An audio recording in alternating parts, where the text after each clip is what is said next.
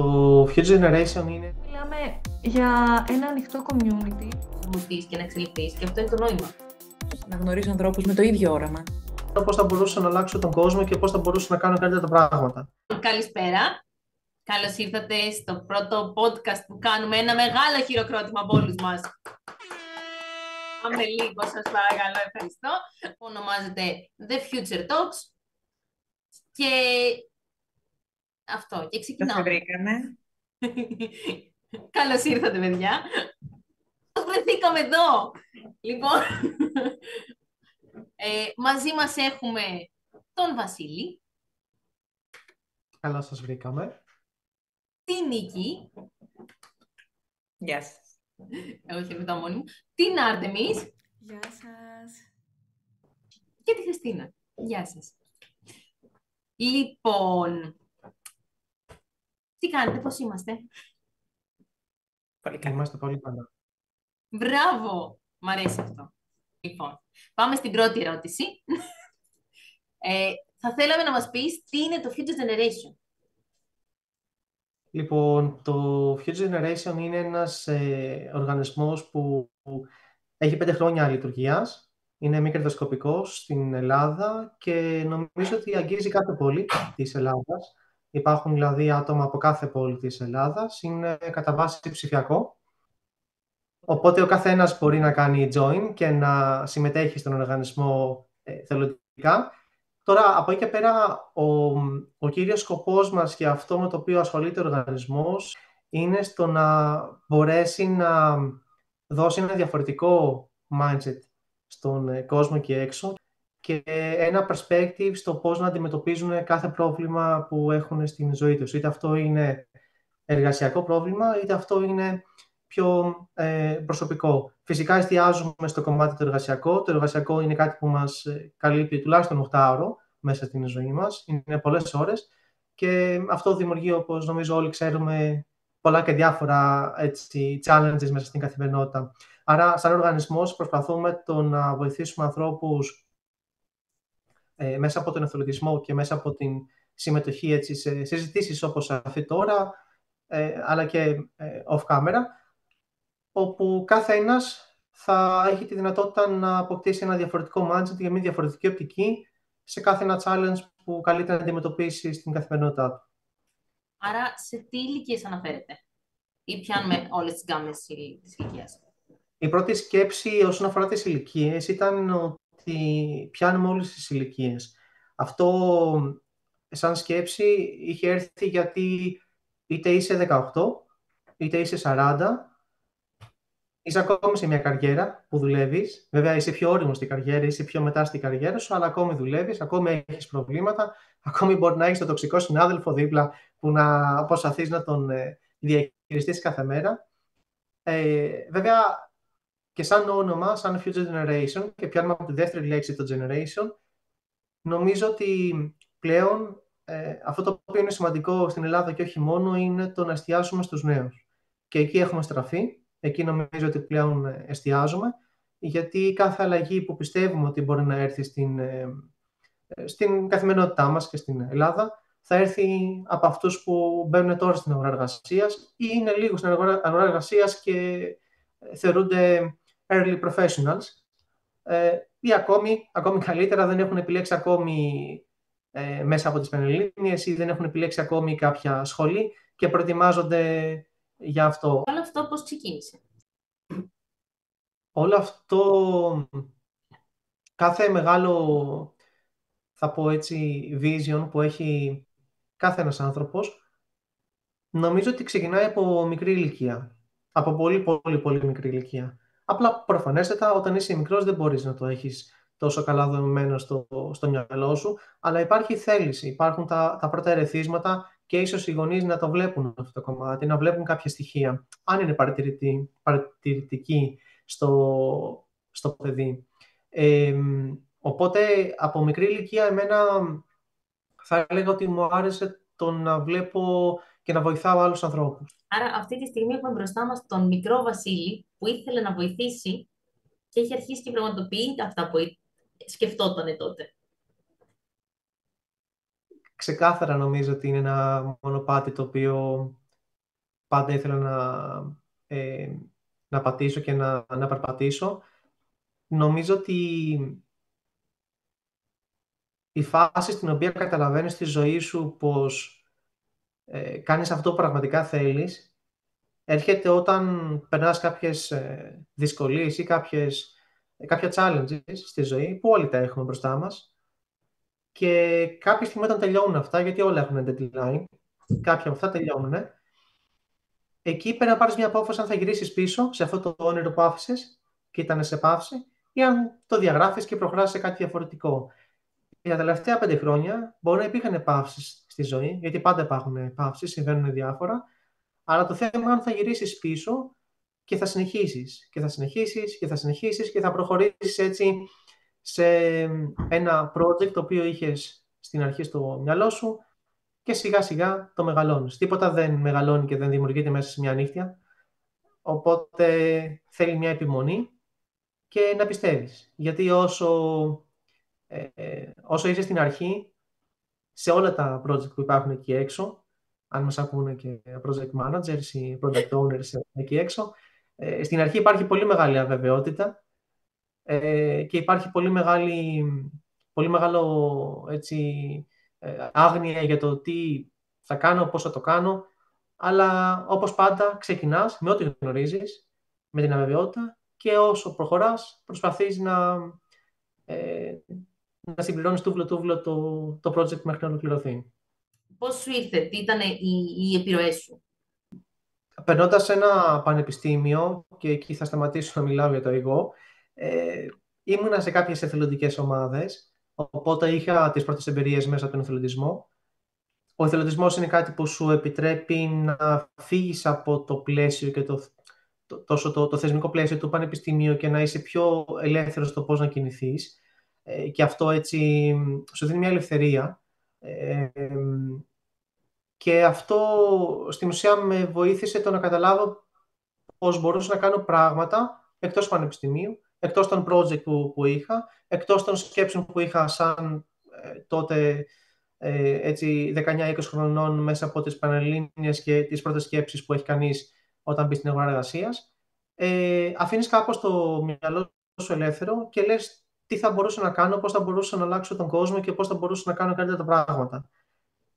Μέσα από ερεθίσματα που είχα από συμφοιτητές τότε, είχα δει ένα πολύ μεγάλο, για μένα, τότε πρόβλημα, που ήταν το να μην αντιλαμβάνεται κανένας και δεν έφταιγαν οι ίδιοι. Είναι ένα συνολικό πρόβλημα αυτό, το να μην αντιλαμβάνεται για ποιο λόγο πρέπει να κάνει κάποια μαθήματα στο πρόγραμμα σπουδών. Για ποιο λόγο υπάρχουν τα μαθηματικά, για ποιο λόγο υπάρχει μια φυσική, για ποιο λόγο υπάρχουν, ας πούμε, και σε άλλες σχολές. Είναι διάφορα μαθήματα που πολλές φορές τα θεωρούμε όχι ακριβώς άχρηστα, αλλά τα θεωρούμε ότι δεν θα δώσουν κάτι στην αγορά εργασίας. Δεν τα συνδέουμε. Εκεί λοιπόν υπάρχει ένα gap και έτυχε να ασχοληθώ με κάποια πράγματα που αυτό το gap μου το γέμισε αρκετά.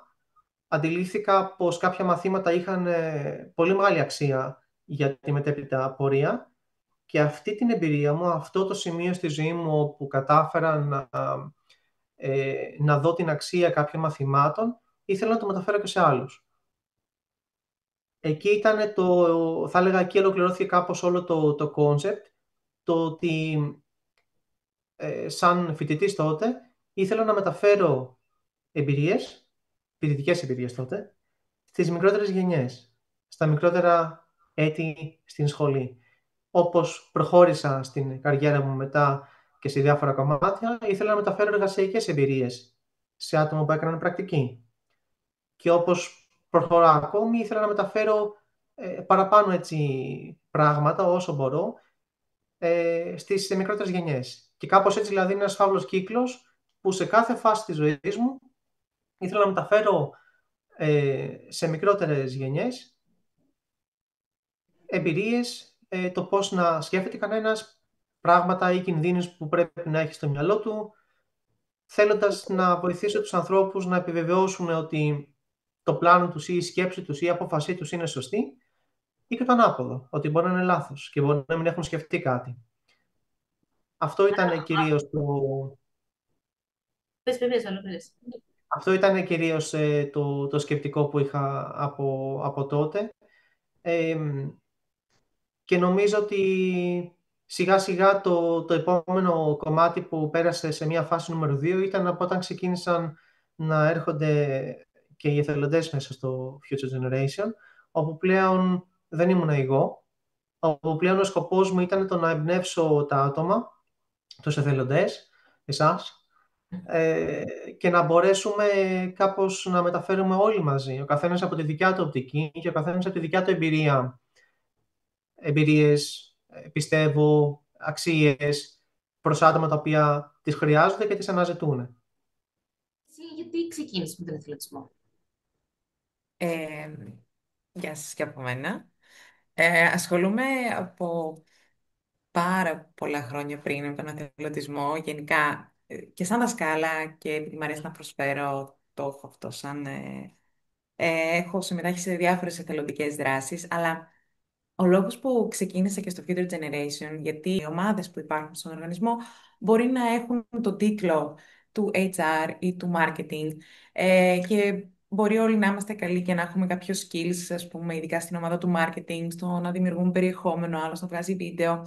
Αλλά το πιο σημαντικό νομίζω είναι ότι όλοι ταυτιζόμαστε με την ιδέα του Future Generation. Αυτό που μας κάνει να είμαστε μέρος του community είναι ότι από την πρώτη στιγμή που είδαμε το website, που μιλήσαμε και με τον Βασίλη, που κάναμε το πρώτο call μεταξύ μας, αυτά τα εβδομαδιαία call που κάνουμε συνέχεια η κάθε ομάδα, ε, βοηθάμε τόσο πολύ ο ένας τον άλλον να πιστέψει ο ίδιος στην αλλαγή και αυτό μετά περνάει προς τα έξω με το μήνυμα που θα στείλουμε, με το quote, με το βίντεο, ε, τόσο αληθινό και τόσο αφιλτράριστο που είναι αυτό το impact που δίνεις, το οποίο σαν τα σκάλα είναι πολύ διαφορετικό όταν το βλέπεις στα μάτια μικρών παιδιών και λες πω έχω αφήσει ένα λιθαράκι σε αυτή την κοινωνία, έχω αφήσει ένα στίγμα ότι τα παιδιά αυτά θα βγουν αύριο μεθαύριο και θα θυμηθούν κάτι που όντως θα τους βοηθήσει στη ζωή τους.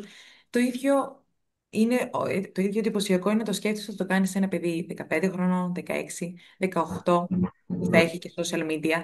Στα πιο μικρά, ίσως μέσα από το τεστ επαγγελματικού προσανατολισμού που έχουμε και μέσα από πανεπιστήμια που το χρησιμοποιούν και τους σύμβουλους, θα δώσουν το impact εκεί. Οι μεγαλύτερες ηλικίες που χρησιμοποιούν τα social είναι επιλεκτικοί στο τι θα ακολουθήσουν, αλλά είναι σημαντικό που μας ακολουθούν, έχουμε το engagement, θα στείλουν μήνυμα, θα επικοινωνήσουν, θα πατήσουν το like. Θα μου πείτε για like και follows.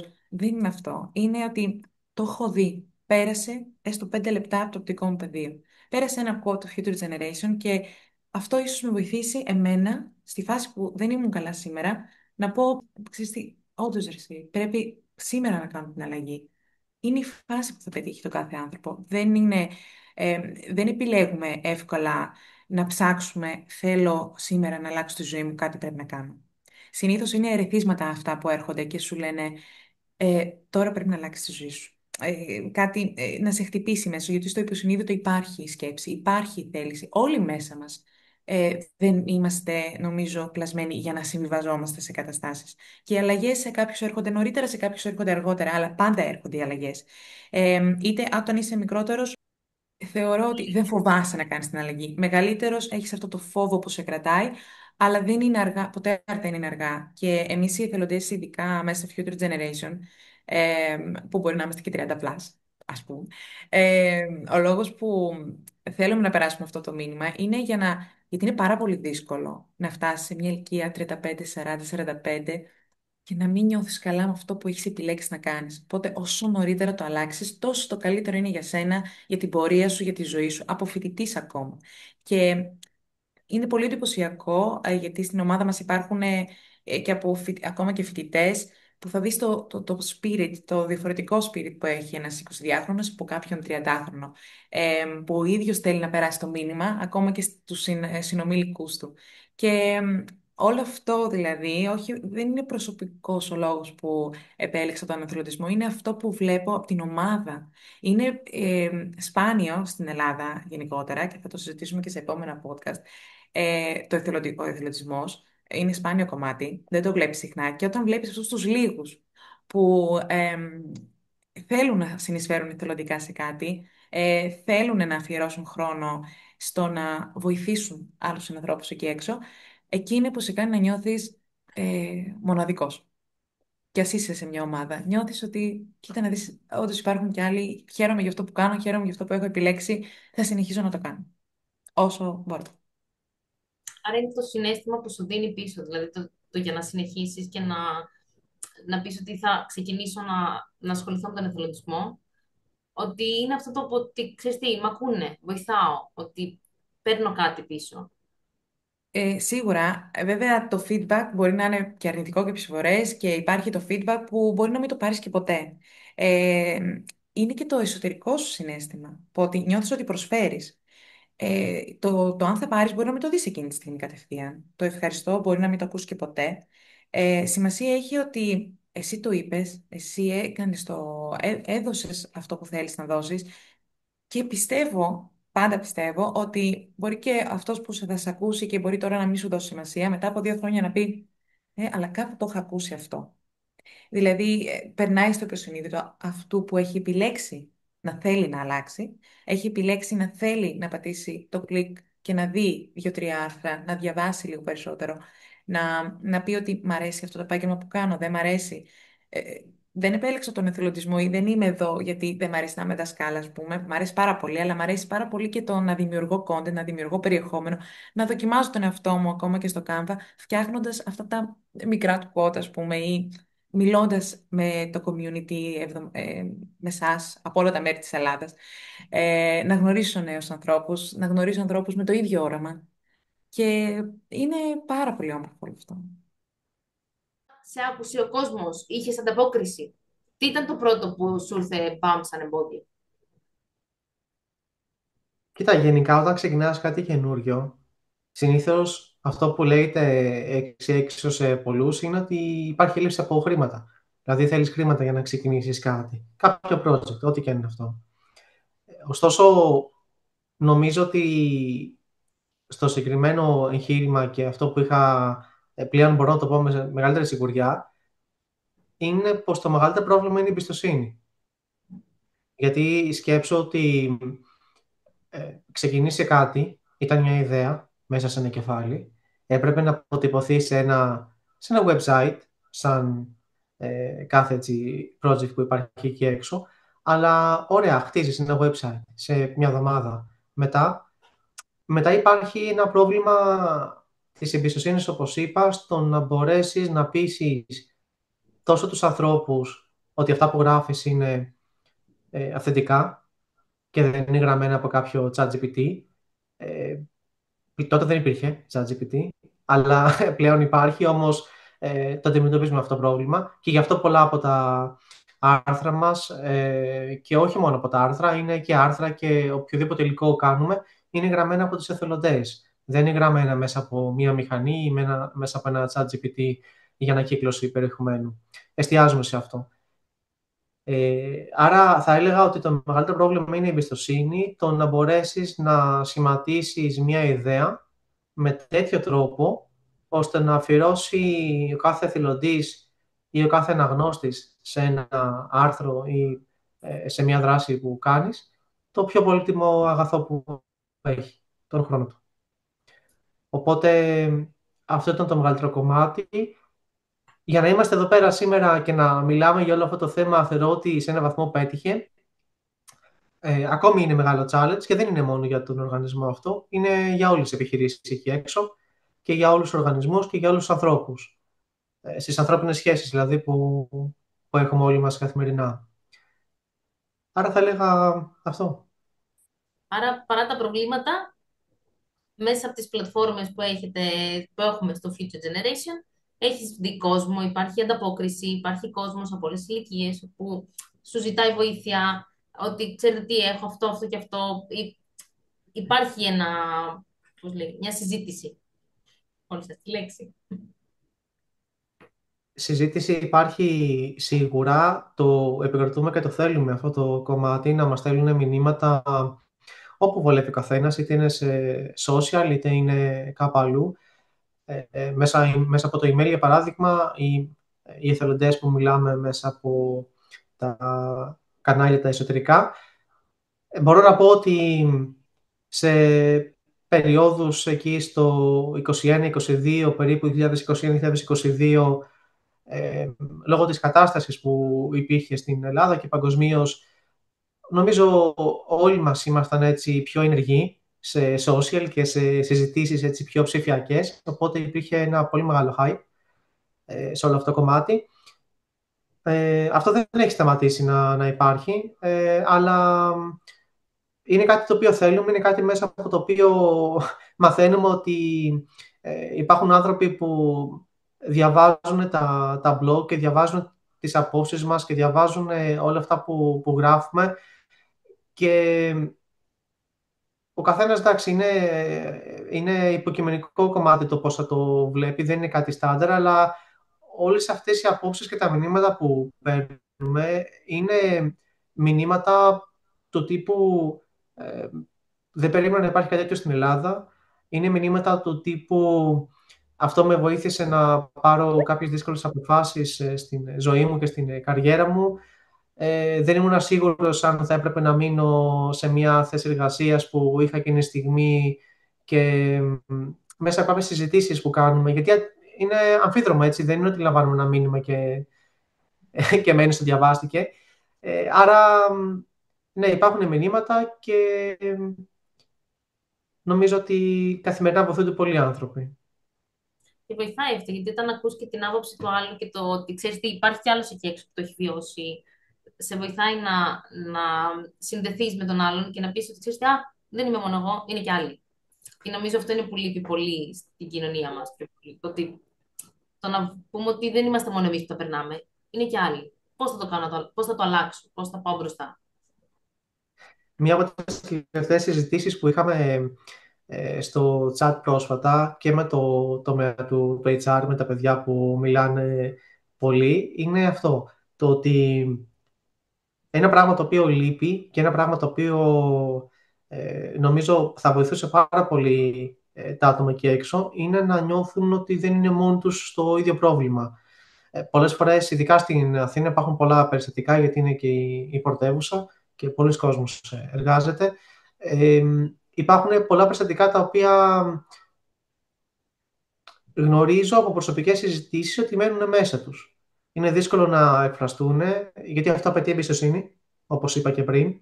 Οπότε μένουν μέσα τους, και όταν μένει κάτι μέσα σου και δεν το εκφράζεις πουθενά μα πουθενά, αρχίζει και φορτίζει, το βγάζεις με διάφορους τρόπους, συνήθως σε ανθρώπους που αγαπάς, στο κοντινό σου περίγυρο.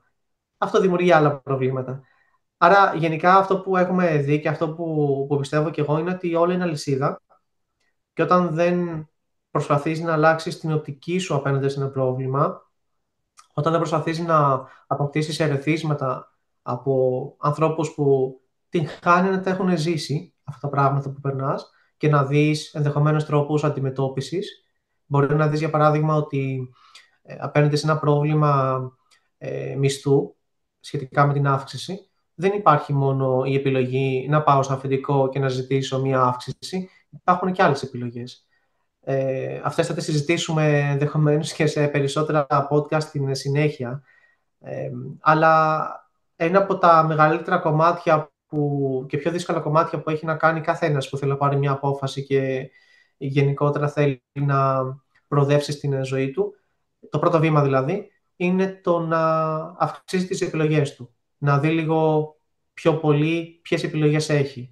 Συνήθως οι επιλογές δεν είναι μόνο αυτές που νιώθουμε ότι έχουμε εκείνη τη στιγμή, που μπορεί να είμαστε και στρεσαρισμένοι ή αγχωμένοι, αλλά υπάρχουν και άλλες επιλογές που το πιο εύκολο κομμάτι που μπορεί να κάνει κανένας για να τις βρει είναι να μιλήσει σε ανθρώπους που είναι λιγάκι open mind και είναι εκτός της κατάστασης που ζει εκείνη τη στιγμή. Κάποιον φίλο, κάποιον φίλη, ή αν έχει οικογένεια, τους δικούς του ανθρώπους που είναι λιγάκι ένα βήμα πίσω και το βλέπουν πιο σφαιρικά. Ωραία. Άρα, επειδή ανέφερες και για το HR, έχετε κατανομήσει στην ουσία, υπάρχουν κατηγορίες μέσα στον οργανισμό που ασχολούνται σε διαφορετικά αντικείμενα, διαφορετικούς εθελοντές στην ουσία?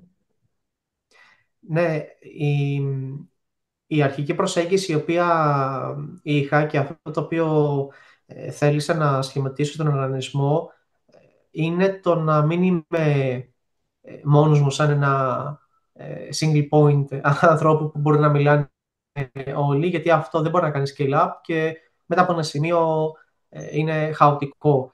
Όσοι δουλεύουν σε μικρομεσαίες επιχειρήσεις και κάνουν multitasking, και αυτό είναι κομμάτι για δεύτερο podcast, νομίζω, θα το αναφέρουμε, είναι μια κατάσταση στην οποία δεν ξέρεις από πού να πιάσεις τι και δεν ξέρεις τι να βάλεις προτεραιότητα και είναι μια χαοτική κατάσταση. Άρα, έχοντας πει αυτό, ο στόχος ο οποίος είχαμε στην αρχή είναι να συγκροτηθούν διαδικασίες και να συγκροτηθούν τα άτομα σε πιο μικρές ομάδες, οι οποίες όσο πάει όλο και σπάνε και υπάρχει μια δομή, δηλαδή εσωτερική, με τους leaders από τις ομάδες και με τα άτομα τα οποία είναι ίσως πιο junior ή πιο mid, ανάλογα με την εμπειρία του καθενός. Μέχρι στιγμής έχουμε διάφορες ομάδες, κάποιες από αυτές που νομίζω μπορούμε να αναφέρουμε είναι ο τομέας του HR που δίνουμε πολύ βάση. Κάθε εθελοντής που θα θελήσει να έρθει μέσα στον οργανισμό, είτε είναι 18 χρονών, είτε είναι 30, 40 και θέλει να μεταφέρει έτσι την εμπειρία του, θα περάσει από κάποιες συνεντεύξεις. Από εκεί ξεκινάει όλο το ταξίδι και οι συνεντεύξεις είναι μέσα στο παιχνίδι. Το πώς θα μιλήσεις, το πώς θα εκφράσεις το χαρακτήρα σου, το αν θα είσαι συνεπής ή όχι. Αυτά είναι που κοιτάει το HR. Μετά έχουμε ομάδες που ασχολούνται με το marketing. Όποιος βλέπει ό,τι βλέπει στα social ή στο website. Και από εκεί πέρα υπάρχουν και ομάδες οι οποίες ασχολούνται με το content creation, δηλαδή την δημιουργία των podcast ή τη δημιουργία των άρθρων στο website, αλλά και άλλες ομάδες που ασχολούνται με τις δημόσιες σχέσεις και το communication κομμάτι του οργανισμού. Δεν είναι κάτι στάνταρ. Είναι ομάδες οι οποίες όσο μεγαλώνουμε και όσο έτσι προχωράμε προς το όραμά μας αλλάζουν, τροποποιούνται και νομίζω προσαρμόζονται στις ανάγκες της αγοράς, στις ανάγκες των εθελοντών που υπάρχουν μέσα και στις ανάγκες του να πετύχουμε όλο αυτό το vision. Επίσης, είδα και στο website ότι έχετε κατηγορία συγκεκριμένη που αναφέρεται κάποια εργαλεία. Μήπως θα ήθελε η Artemis να μας βοηθήσει και να μας εξηγήσει για τα εργαλεία που αναφέρετε μέσα?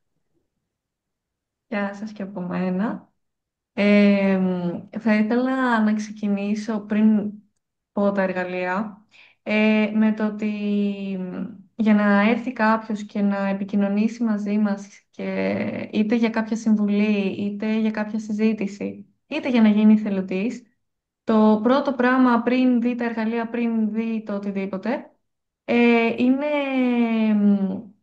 εκείνος να αποβάλει το ότι και πού θα πάω να μπλέξω και έχω ήδη πολλά στο κεφάλι μου και φοβάμαι να κάνω την αλλαγή και φοβάμαι τι θα ακούσω και μήπως αυτό που ακούσω είναι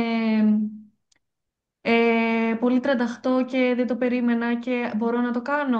Ο περίγυρός μου θα με βοηθήσει να το κάνω και αν δεν έχω την αποδοχή. Είναι πράγματα τα οποία τα λέω γιατί και εγώ τα είχα σκεφτεί πριν πάρω αυτή την απόφαση. Οπότε, σαν πρώτο βήμα, πριν κάποιος μπει στην ιστοσελίδα, πρέπει να κάνει αυτό. Να αλλάξει το mindset του και πιστεύω ότι πολύ θα τον βοηθήσει αυτά που ανεβάζουμε στα social, στο Instagram, στο Facebook, στο LinkedIn, στο TikTok, ό,τι έχει ο καθένας. Γιατί μέσα από αυτά μπορεί να δει tips για διαχείριση χρόνου, για την τοξική εργασία, μπορεί να δει ας πούμε ακόμα και ένα quote και να τον εμπνεύσει και να πει «Όπα, μήπως είναι η μέρα σήμερα να κάνω αυτή την αλλαγή για μένα». Οπότε θα έλεγα ότι ας ξεκινήσουμε από εκεί και στην πορεία όταν μπει στην ιστοσελίδα και δει τα πόσα εργαλεία υπάρχουν, τα πόσα άρθρα υπάρχουν, η πληροφορία, γιατί ζούμε σε μια εποχή που η πληροφορία υπάρχει παντού, υπάρχει πολύ μεγάλος όγκος, πολύ μεγάλος πιο πολύ και από ποτέ και δεν ξέρεις τελικά τι να ακούσεις, τι να κρατήσεις, τι ισχύει, τι δεν ισχύει.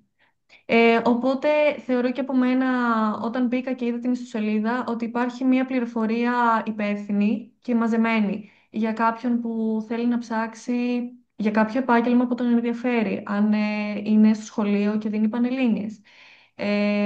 Για κάποιον που δουλεύει ήδη πάνω σε ένα τομέα και θέλει να γνωρίσει έναν άλλο τομέα, να δοκιμάσει τον εαυτό του και εκεί. Γιατί μιλάμε για ένα ανοιχτό community που υπάρχουν άνθρωποι οι οποίοι έχουν ξεκινήσει από το μηδέν και έχουν καταλήξει να το κάνουν αυτό σαν επάγγελμα γιατί τελικά ήταν αυτό που ήθελαν, αυτό που τους γέμιζε.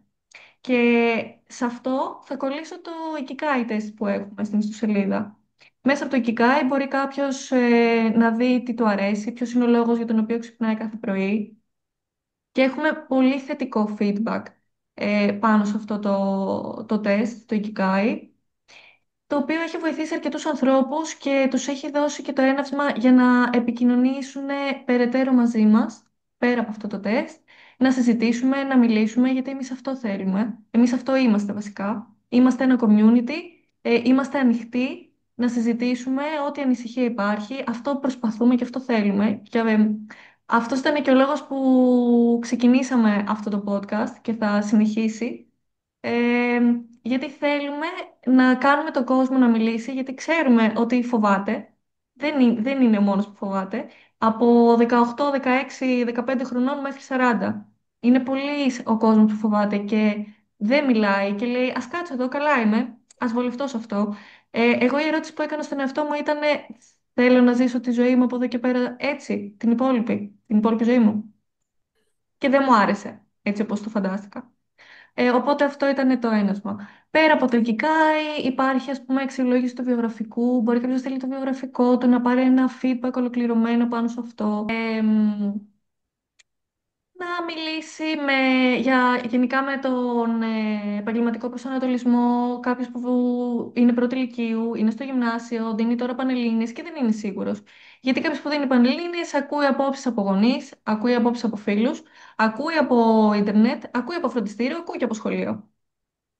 Και ο ίδιος Και δεν είναι, έχει. είναι μπέρδεμα. Ναι, δεν ξέρω αν μακρηγόρησα, αλλά αυτό. Άρτεμις, Ναι. να, να κολλήσω λιγάκι εδώ πέρα ένα από τα quote που νομίζω το έχουμε δημοσιεύσει κιόλας, και το να μην πάρεις καμία απόφαση για κάτι, επειδή προβληματίζεις ή επειδή αγχώνεσαι, είναι και αυτό μια απόφαση. Απλά αυτό σε οδηγεί σε μια στασιμότητα. Και το ρίσκο εδώ πέρα που καλείται ο καθένας να πάρει είναι το ότι ζει σε έναν κόσμο που σταθερό δεν το λες, ίσα ίσα αλλάζει πάρα πολύ γρήγορα κάθε μέρα, είτε ο ίδιος έχει αποφασίσει να μείνει στάσιμος, είτε ο ίδιος έχει αποφασίσει να εξελιχθεί προς όποιον δρόμο θέλει. Αυτό είναι το μεγαλύτερο challenge που νομίζω έχει να πάρει ο κάθε ένας άνθρωπος εκεί έξω, ανεξαρτήτου ηλικίας. Το αν θα εξελιχθεί με μια ταχύτητα ίση ή μεγαλύτερη από αυτή του κόσμου και της αγοράς εργασίας, ή αν θα μείνει στάσιμος και απλά θα την βλέπει να εξελίσσεται. Για παράδειγμα, βλέπετε τώρα την τεχνητή νοημοσύνη, το πώς αρχίζει να αλλάζει και να κάνει shape τις αγορές και τα industries, και εγώ από την πλευρά μου, επειδή είμαι από τα industries που επηρεάζονται, βλέπω πάρα πολλούς να αντιστέκονται σε όλο αυτό το κομμάτι, να έχουν pushback, να μην τη θέλουν και να πιστεύουν ακόμη και τώρα ότι όλο αυτό μπορεί να είναι φούσκα ή όλο αυτό, εντάξει, δεν θα τους επηρεάσει και πάρα πολύ. Το τελικό συμπέρασμα νομίζω είναι το μη συμβιβάζεσαι. Υπάρχουν πλέον τόσα εργαλεία και τόσα μέσα και τόση προσβασιμότητα σε, σε πληροφορίες και πράγματα τα οποία αν έχεις λίγο χρόνο από τη μέρα σου και τα ψάξεις, μπορείς να ανακαλύψεις κομμάτια του εαυτού σου που δεν ήξερες ότι τελικά αυτό μου αρέσει ή τελικά μπορεί να είμαι και καλή ή μπορώ και να το δοκιμάσω στον ελεύθερο μου χρόνο. Μη συμβιβάζεσαι όταν νιώθεις ότι κάτι δεν σε γεμίζει και δεν σε κάνει χαρούμενη, γιατί εντάξει, πολύ κλεισέ αυτό που θα πω. Είναι μικρή η ζωή. Για να βαριέσαι, ας πούμε, την καθημερινότητα και να ζεις σε μια ρουτίνα. Βασικά, νομίζω μεγάλο ρόλο παίζει σε αυτό και το ότι πλέον με την τεχνολογία όλοι βρίσκονται μπροστά από μια οθόνη. Και όταν σου λένε ότι δεν έχουν χρόνο, υπάρχει χρόνος. Απλά το θέμα είναι να αφήσει για λίγο κάποια οθόνη στην άκρη ή κάτι που σε προβληματίζει και χάνεσαι στη θλίψη σου, εν πάση περιπτώσει, στην αρνητικότητα και σε όλα αυτά που καλώς ή κακώς η κοινωνία δεν βοηθάει, και να δεις τι άλλο υπάρχει. Γιατί νομίζω, από ό,τι κατάλαβα και εσύ είπες, δεν μ' αρέσει αυτό, θέλω να κάνω κάτι άλλο. Θέλω να δω Μμμ. κάτι άλλο. Ποια είναι τα πλάνα για το μέλλον? Έχετε σχεδιάσει να συμμετάσχετε κάπου, να, να κάνετε κάτι καινούριο, να δημιουργήσετε κάτι άλλο πέρα από αυτά που ήδη υπάρχουν? Εμ, Πέρα από το κομμάτι του website που υπάρχει εδώ και 5 χρόνια και όλο αυτό γίνεται ψηφιακά, σκοπό έχουμε να υπάρχει το πιο διαδραστικό. Είμαστε εθελοντές από πολλά μέρη της Ελλάδας, οπότε θέλουμε να επιδιώξουμε μικρά meetups και αυτό θα είναι ένας πυλώνας να δείξουμε ότι είμαστε παντού και ας μην είμαστε όλοι στο ίδιο μέρος. Μπορεί να γίνει αυτό, γιατί η ιδέα δεν έχει κέντρο. Μπορεί να διαδοθεί σε όλη την Ελλάδα. Και Βασίλη, θες να συνεχίσεις να πεις κάποιες επόμενες δράσεις? Από την αρχή που ξεκίνησε το project και ο οργανισμός έχουν γίνει διάφορα πράγματα και νομίζω ότι ο στόχος μέχρι σήμερα ήταν το να γίνει ένα community. Αυτό το πετύχαμε σε έναν βαθμό και προσπαθούμε αυτή τη στιγμή το community όσο γίνεται να το μεγαλώσουμε και να έρθουν και άλλα άτομα. Οπότε αυτό είναι ένας στόχος, το να μεγαλώσει το community, να γίνει πιο ανθεκτικό σε πολλούς άξονες, η ανθεκτικότητα. Και από εκεί και πέρα θέλουμε να προσθέσουμε σε ένα μεγαλύτερο βαθμό με το καλό το 2026 και όσο μένει το 2025 τώρα το βιωματικό στοιχείο μέσα, να φύγουμε λιγάκι από το ψηφιακό, ίσως επιπρόσθετα πέρα από, από τα ψηφιακά meetings τα οποία κάνουμε τα εβδομαδιαία μεταξύ μας, να έχουμε και το βιωματικό κομμάτι και μέσα από κάποια workshops, σεμινάρια με ομιλητές. Έχουμε στα πλάνα να κάνουμε κάποιες συνεργασίες με άλλους οργανισμούς και επιχειρήσεις που ταυτιζόμαστε όσον αφορά το vision και στο τι θέλουμε να δημιουργηθεί στην Ελλάδα. Οπότε υπάρχει και αυτό το κομμάτι. Και νομίζω ότι το πιο σημαντικό είναι να μην χάσουμε την ορμή και να μην χάσουμε τη πίστη μας. Αυτό είναι κάτι το οποίο πολλές φορές το θεωρούμε δεδομένο. Το ότι ξεκινάω κάτι και έχω ένα όραμα, έχω μία πίστη, έχω ένα θέλω απέναντι σε κάτι και ότι αυτό θα μείνει. Μία από τις δράσεις που θέλουμε να κάνουμε εδώ και καιρό και νομίζω ότι όσο περνάει ο χρόνος θα το σχεδιάσουμε και αυτό μέχρι το τέλος του έτους, είναι σχετικά με το Ikigai που αναφέραμε και στην πορεία. Νομίζω ότι είναι ένα από τα εργαλεία που αν δεν το γνωρίζεις μπορεί να το θεωρήσεις λιγάκι τελείως άχρηστο για την καριέρα σου και για την πορεία σου και για τη ζωή σου. Άμα το αναλύσεις και το σκεφτείς λιγάκι, κάτι που έχουμε κάνει, είναι πάρα πολύ χρήσιμο εργαλείο, όχι γιατί θα σου δώσει κάποια μαγική συνταγή, αλλά γιατί θα σου βάλει λίγο σε τάξη την σκέψη σου. Πολλές φορές η λύση και η σκέψη υπάρχει μέσα στο κεφάλι μας και στο μυαλό μας, απλά δεν είναι σε τάξη. Και για να έρθει σε τάξη, ένα από τα εργαλεία που υπάρχουν εκεί έξω και το ξέρουμε όλοι είναι οι σωστές ερωτήσεις με τη σωστή σειρά. Αυτό είναι πρακτικά το εργαλείο, συγκεκριμένες ερωτήσεις σε συγκεκριμένη σειρά και θέλουμε να κάνουμε ένα workshop σχετικά με αυτό, να το δείξουμε στους ανθρώπους, να το δείξουμε στο κοινό μας, το τι είναι, πώς μπορεί να χρησιμοποιηθεί και γιατί όχι αν το καταφέρουμε κιόλας να κάνουμε και κάτι live, να κάνουμε ένα hands-on workshop, webinar live για το πώς μπορεί να εκτελεστεί ένα εργαλείο σαν αυτό σε κάποιον από τους εθελοντές. Ήθελα να ρωτήσω κάτι τελευταίο και μετά να σας αφήσω να ξεκουραστείτε. Επειδή καλώς ή κακώς είμαστε σε μια κοινωνία που πραγματικά ο καθένας κοιτάει λίγο την πλευρά του, χάνεται λίγο στον κόσμο του, τι σας κάνει και συνεχίζετε? Τι σας κάνει και πώς παίρνετε δύναμη και προχωράτε να βοηθάτε άτομα που μπορεί να δυσκολεύονται να πούν το ναι, να πρέπει λίγο να τους κυνηγήσει σε εισαγωγικά? Καταρχάς, να θέσουμε λίγο κάτι πριν να απαντήσω την ερώτηση. Το ότι νομίζω πως είναι γνωστό ότι ζούμε σε έναν κόσμο σήμερα που υπάρχουν άπειρες συμβουλές από το καθένα για διαφορετικά προβλήματα και θέματα. Αυτό δημιουργεί μια σύγχυση. Και αυτό είναι δεδομένο. Το βλέπουμε και ειδικά στα παιδιά μικρότερης ηλικίας και στους νέους. Από εκεί και πέρα, ο εθελοντισμός δεν είναι κάτι το οποίο υπάρχει μέσα στο Future Generation και δεν είναι κάτι που υπάρχει μόνο στις εθελοντικές οργανώσεις στην Ελλάδα και στον κόσμο.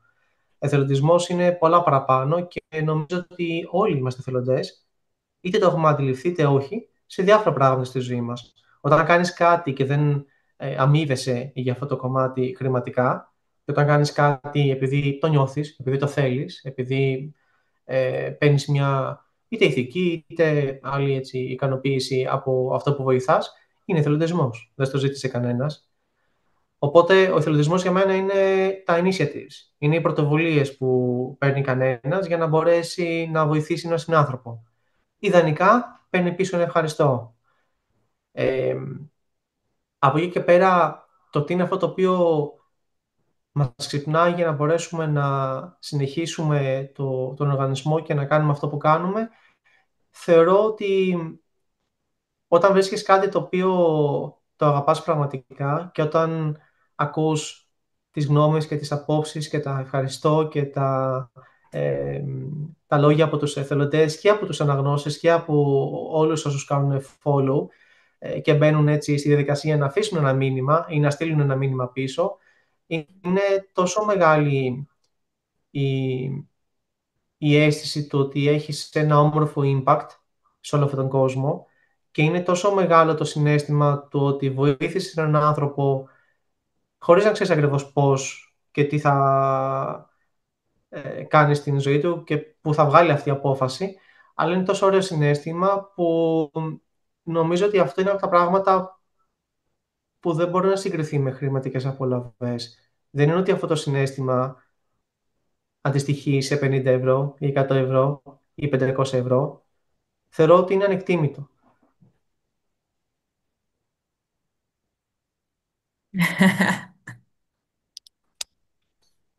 Θα βάζα τα drums στα χειροκροτήματα αν ήμασταν στο Discord, αλλά δεν το βάλα, δεν είχα. Θα μπουν μετά. Τιν, τιν, τιν. Θα ήθελα, Χριστίνα, να μας πεις και εσύ, γιατί και εσύ είσαι μέλος του Future Generation. Τι σε κάνει εσένα να συνεχίζεις? Έχεις δίκιο, σταματάω. Κοίτα, η αλήθεια είναι ότι είναι πολύ περίεργο το συναίσθημα που σου δίνει. Πολύ γεμάτο. Ε, Κάθε φορά που κάνουμε τα call, καλά δεν το συζητάω στη συνάντηση που κάναμε, αλλά εκεί ήταν, δώσαμε τα ρέστα, δεν είναι. Ήτανε full παραγωγικά, full το να πάρεις την έμπνευση και το όλο feedback από όλους, το να μάθεις εμπειρίες των ατόμων και το να σας γνωρίσω από κοντά εννοείται. Ε, αλλά νομίζω είναι το πώς νιώθεις π.χ. μετά από ένα call που ξαφνικά μου έρχεται η έμπνευση να κάνω τα πάντα. Δεν ξέρω, είναι η ενέργεια, είναι αυτό που υπάρχει μέσα στην ομάδα. Και είναι αυτό και αυτό που είπα και πριν, ότι δυστυχώς δεν υπάρχει πολύ στις μέρες μας. Γιατί έχει αρχίσει κάπως και πέφτει, υπάρχουν πολλές απογοητεύσεις, πολλή αρνητικότητα. Κυκλοφορεί στο μετρό και στα λεωφορεία και όλοι είναι με ένα κινητό με τα μούτρα κάτω. Γιατί ξέρεις, δεν τους αρέσει η ζωή τους, αλλά δεν κάνουν κάτι να τα αλλάξουν. Και η ζωή δεν θα αλλάξει μόνη της. Δηλαδή, πρέπει το ένα πόδι μετά το άλλο και πάμε σιγά σιγά. Δηλαδή, πρέπει να κουνηθείς. Καλός ή κακός. Με το χρόνο του ο καθένας. Δεν είναι το πάμε τώρα. Ποτέ, κανείς δεν είναι έτσι. Okay. Υπάρχουν κάποια άτομα, ναι, μπράβο, που είναι οργανωτικά. Τα χειροκροτάμε. ε, αλλά αν θες να αλλάξει κάτι στη ζωή σου, πρέπει να βοηθήσεις τον εαυτό σου. Γιατί δεν θα πας μπροστά αλλιώς. Δεν θα πεις, α, αξίζω παραπάνω. Και όλοι μας αξίζουμε πολλά παραπάνω από όσο νομίζουμε. Και νομίζω γι' αυτό είναι που συνεχίζει. Γιατί παίρνεις εμπειρίες, παίρνεις γνώσεις από τα μικρά πράγματα μέχρι τα μεγάλα. Και είναι και το συναίσθημα που σε γεμίζει. Ο καθένας που έχει έρθει στον οργανισμό από όταν ξεκίνησε, είτε είχε έρθει για ένα μήνα, είτε έχει έρθει για 2 χρόνια, όπου υπάρχουν κάποια άτομα και ακόμη μένουν και ακόμη συνεισφέρουν, στον οργανισμό έχει μείνει και συνεχίζει να μένει και να συνεισφέρει. Δεν είναι μόνο το να μείνεις και «Α, είμαι μέλος» και απλά είμαι μέλος. Είναι το να είσαι μέλος και να είσαι ενεργός. Υπάρχουν δύο διαφορετικά είδη από εθελοντισμό, αυτό το πιο παθητικό και το πιο ενεργό, να έχεις πιο ενεργό ρόλο δηλαδή και να συνεισφέρεις. Ο κάθε εθελοντής που είναι μέσα στον οργανισμό μένει για δικό του λόγο, για δικό του προσωπικό λόγο. Κάποιες φορές έχουμε ακούσει έτσι, λόγους του τύπου ότι θέλω να ενισχύσω ένα βιογραφικό, θέλω να προσφέρω προς τα έξω, θέλω κάποια γνώση που έχω να μεταφερθεί στις μικρότερες γενιές, θέλω να βοηθήσω άτομα τα οποία και αυτοί ονειρεύονται να κάνουν κάτι κοντά στην καριέρα μου. Υπάρχουν πολλοί λόγοι για τους οποίους κανείς μπορεί να γίνει εθελοντής και ο κάθε εθελοντής έχει κάνει join τον οργανισμό για διαφορετικούς λόγους. Σίγουρα αυτή είναι προσωπική. Σίγουρα σε έναν βαθμό τους εκφράζομαι, αλλά εγώ αισθάνομαι ότι υπάρχουν ρίζες πολύ πιο βαθιά μέσα στον κάθε ένα και στα θέλω και στα πιστεύω του κάθε ενός. Και ο λόγος που παραμένουν, γιατί εμείς είπαμε για εμάς, για τους εαυτούς μας, αλλά νομίζω ότι ο λόγος που παραμένει κάθε ένας εθελοντής σε οποιοδήποτε οργανισμό ή σε οποιαδήποτε μη αμοιβόμενη θέση εκεί έξω υπάρχει, είναι όταν η κουλτούρα και οι αξίες του οργανισμού ταυτίζονται άριστα με την κουλτούρα και τις αξίες του εθελοντή, όχι ακριβώς με το πώς είναι σήμερα, αλλά με αυτό που ονειρεύεται να γίνει αύριο.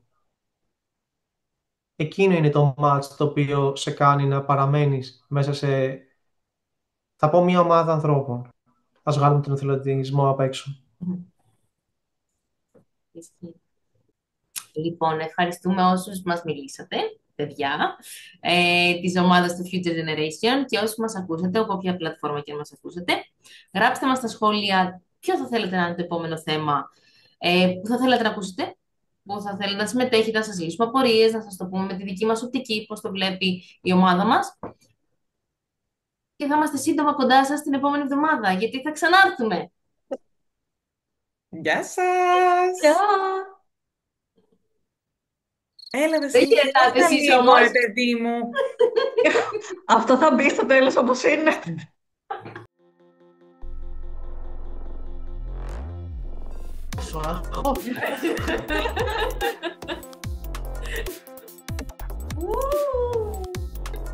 Επέστρεψα, κυρίες και κύριοι. Ένα, δύο. Γεια σας. Είσαστε έτοιμοι?